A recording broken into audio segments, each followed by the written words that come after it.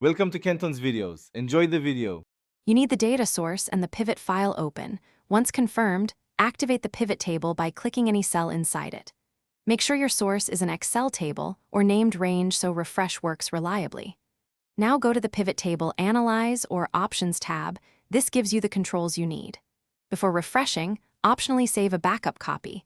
This avoids accidental overwrite. Once done, locate the refresh button in the ribbon so you can run the update immediately. Start by using Pivot Table Analyze, then click Refresh to update that specific pivot. This pulls current data from the table or range. If you have several pivots or queries, choose Refresh All to synchronize everything at once.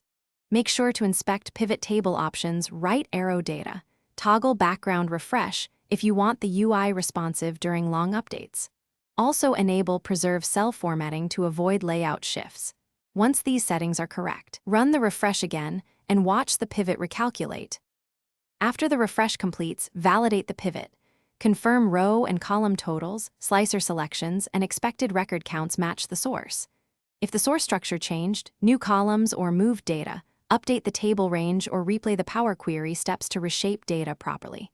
If something fails, check the Connections pane for errors, disable filters that hide rows, and attempt refresh all again. A common fix. Close and reopen Excel to clear locked connections, then retry the refresh.